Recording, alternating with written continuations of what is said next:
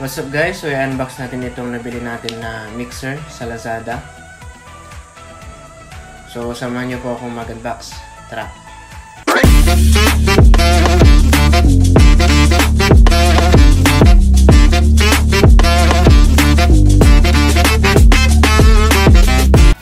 So dumating na yung binili natin na mixer. So ito na siya. So i-unbox muna natin siya. So dito guys, sa packaging lang ako medyo nagalangan or kinabahan kasi ganito yung box niya. So i-unbox muna natin para malaman kung nasa good condition ba itong nabili nating mixer. Kasi kung hindi, i-refund ko ito. Kasi sayang yung pera kung na to. So ayan, so i-unbox muna natin. Ayan, so buksan muna natin. So sa pagbukas pa lang, nandiyan na yung power supply niya. Ayan, and may manual na yan sa loob guys, hindi ko lang siya nalabas. So ayan yung power supply niya. So, and then, yung mismong mixer na. So may manual na rin to guys, hindi ko lang nalabas. So, goods naman yung condition niya guys. Kinabahan lang ako talaga sa packaging. Or doon sa box niya kasi punit-punit. So, ito yung ating mixer.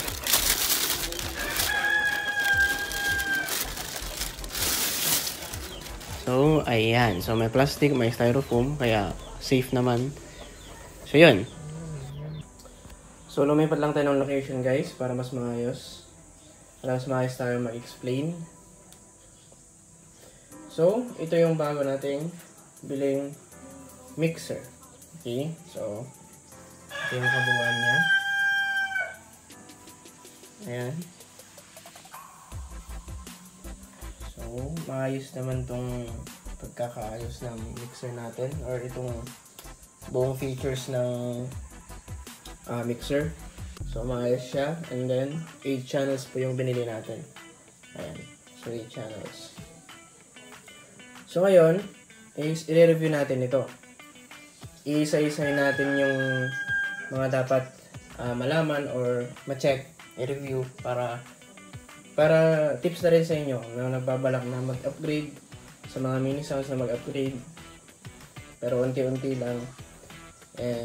Ito, panoorin ito guys. So, una-una, dito muna tayo sa slider niya. Sa slider. Ayan. So, ito yung slider niya guys. Okay rin. May smooth siya kumpara dun sa dati nating ginagamit na Yamaha o yung mumurahin. So, papakita ka na lang dyan sa screen yung dati nating gamit. So, compared doon, mas smooth ito. Pero hindi ko masabing ganoon siya ka-smooth. Sakto lang. Sakto lang yung smoothness ng slider niya. Hindi siya magaspang, hindi rin siya ganoon ka-dulas. So, sakto lang. Okay na okay para makontrol natin yung pag-volume natin at hindi yung nabibigla. So, pagdating naman sa ano niya is medyo mauga siya. So, ingat po tayo sa pag-slide ng slider. Kasi medyo mauga po yung slider ng mixer na to. So, halos lahat naman na mamumurahin is ganito yung mga sliding nila. Medyo mauga.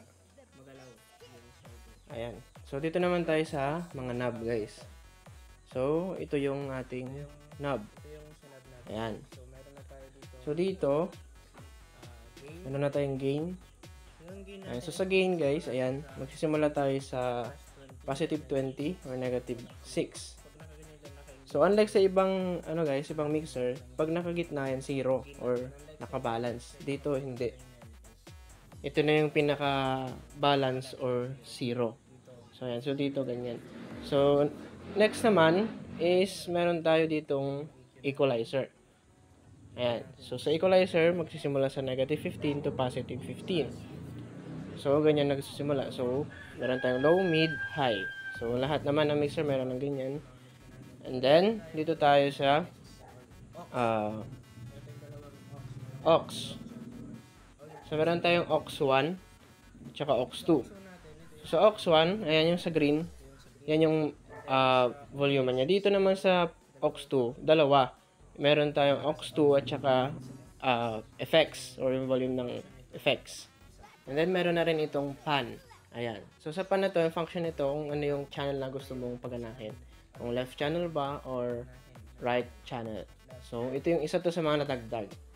Okay? So, dito naman, meron na tayong, isa pa sa natagdag is itong graphic equalizer natin. So, meron na rin tayong graphic equalizer dito. So, mula sa positive 12, ayan, plus 12 to, from negative 12 to plus 12. 1, 2, 3, 4, 5, 6, 7. 7 band EQ po ang meron tayo. 7 band EQ. So, from 15 Hz, from 15 Hz to 63 Hz. So, yan yung nasasakop ng mini graphic or equalizer ng mixer natin. And then, nandito yung sinasabi ko guys. Ito yung sa FX at saka aux2. Ito yung sa mga volume niya. And then ito yung sa aux1. And then sa phones. Nandito guys, yung maganda rin dito, isa sa mga hinahanap ko sa mga equalizer is itong DSP effects. Kasi maganda siya for events, para sa quality ng mic mo.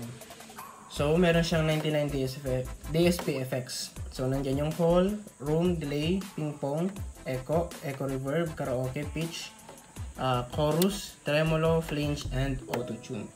So, yan yung effects niya. So, kapag maglilipat ka lang ng effects is napipihit ito and then napipindot. So, lalabas naman din yung indicator kung nasang number ka na. So, i-focus mo lang siya ng ganyan. And then, ito yung pindutan ng mode kung USB or what, or kung ano pa. And then, so, pag USB tsaka Bluetooth ang gamit mo, ito yung main volume niya. So, main volume ng out and then yung volume ng USB MP3 or ng Bluetooth. And then, meron rin sariling volume itong FX or yung effects natin.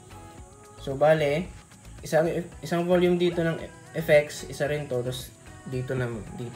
So, ang ginagawa ko guys, tinataas ko na dito and then sinisiro ko dito and then sinasagad ko dito sa 10, tapos dito na ako mag-a-adjust.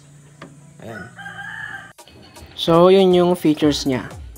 So, dito guys, hiwalay na yung volume ng left and ng right and left channel. May indicator na rin tayo. So, ito yung indicator niya. Dito naman sa input niya ay hiwalay pa rin yung PL tsaka XLR. Unlike sa ibang mixer na pinag-isa na ito. Ayan, pinag-isa na sila dyan. So, and then, yung main out niya, ayan, pwedeng XLR at pwedeng PL jack.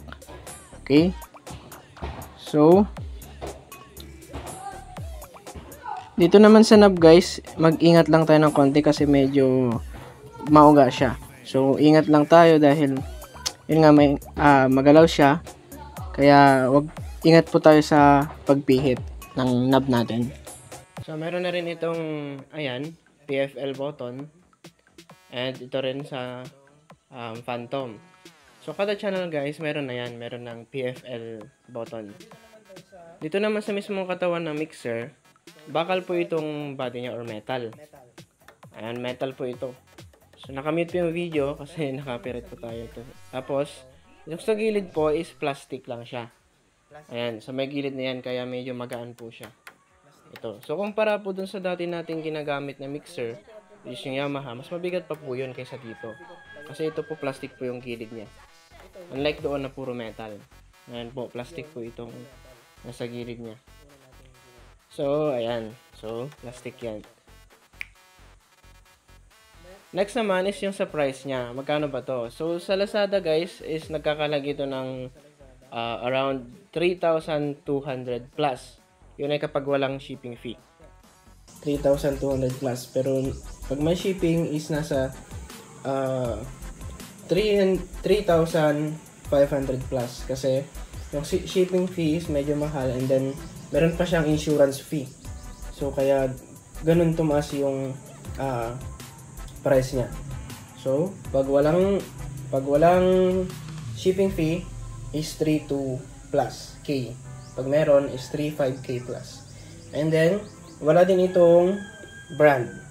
Pro Mixer, yan lang yung ano niya. And then, ang model nito, kung i-search niyo sa online, ay CT ATS Pro.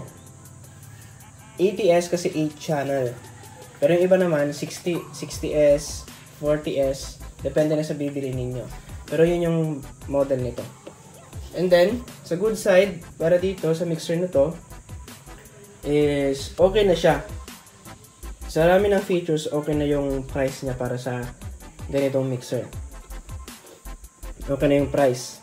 Okay na rin to para sa mga mini sounds natin.